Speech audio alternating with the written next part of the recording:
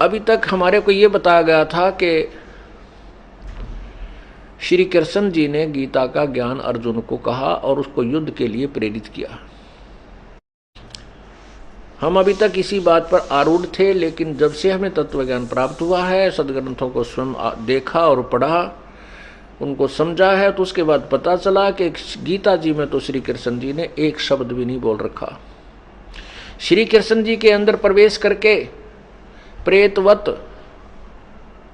काल भगवान ने, ज्योति निरंजन ने, महाविष्णु भी जिसे कहते हैं, उसी ने सारा ज्ञान बोला है, जो ब्रह्म 21 ब्रह्मांड का प्रभु है।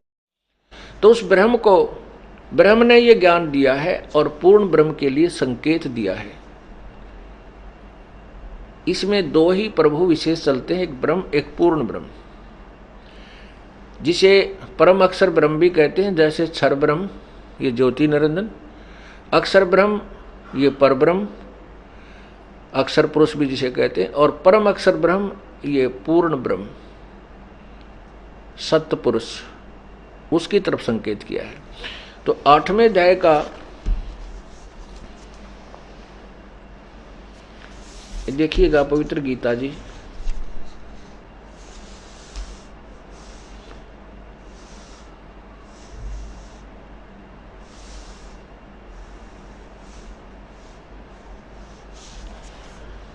अब 7वें अध्याय का 29वां श्लोक आपको दिखाते हैं।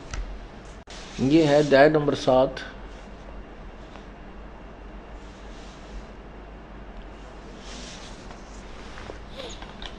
ये है अध्याय नंबर 7 का श्लोक नंबर 29। इसके अंदर लिखा है, जरा मरण मोक्षाय माम आश्रित्य यतन्ति ये ते ब्रह्म तत्व विदु। ये ब्रह्म तत्व, इसको तत्व ब्रह्म भी बोलते हैं। ते ब्रह्म तत्व यानी तत्व ब्रह्म विदु कृष्णम अध्यात्मम कर्म च अखिलम। यहां देखो,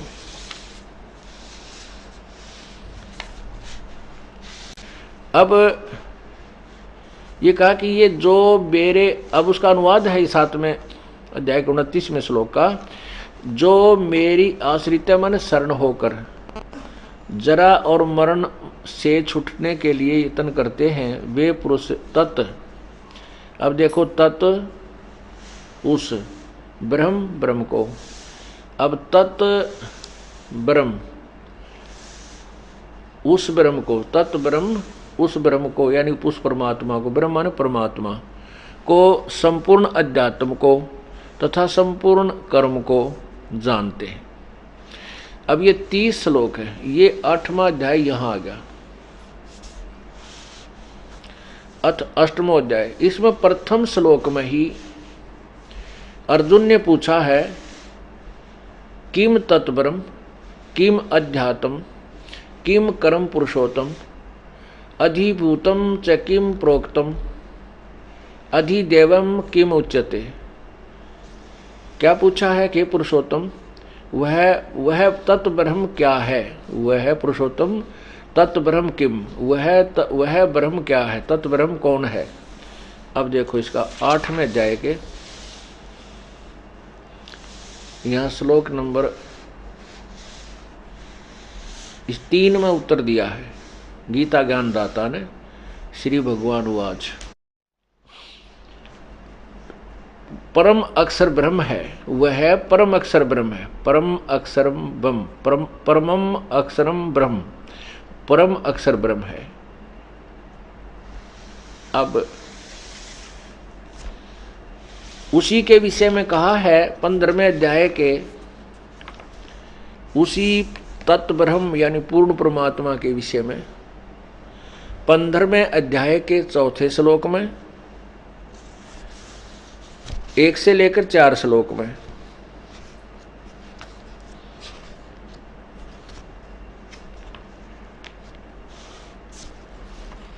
स्पष्ट करते हुए 4थे श्लोक में कहा है,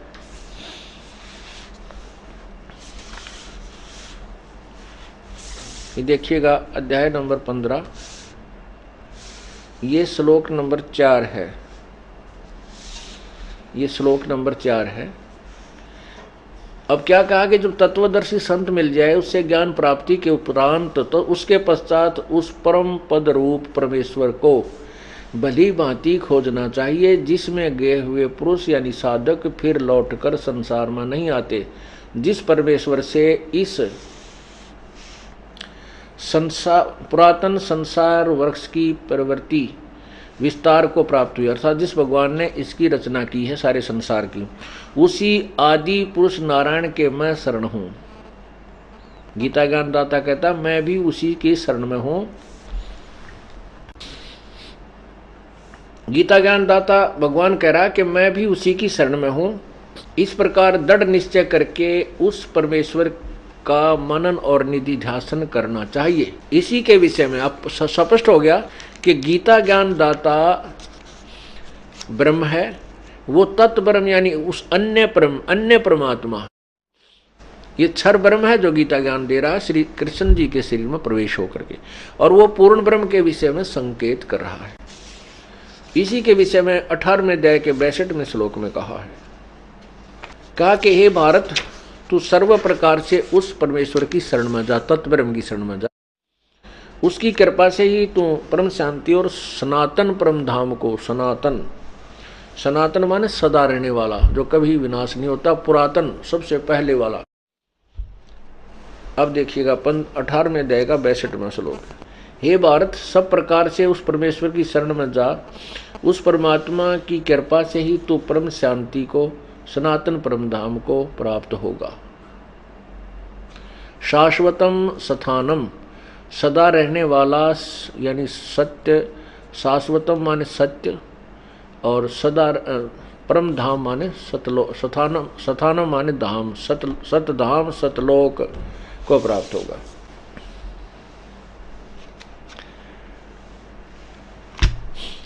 परमेश्वर कबीर परमेश्वर जी हमें यही बताने के लिए आए थे कि वो तत्व ब्रह्म कौन है, उसकी प्राप्ति कैसे होगी। सब सद्ग्रंथों ने और तत्वदर्शी संतों ने केवल एक पूर्ण परमात्मा की साधना की तरफ संकेत और निर्देश दिया है। यही गीता जी भी, हमारी पवित्र गीता जी बता रही है कि उसी की पूजा से सर्व सुख होते हैं।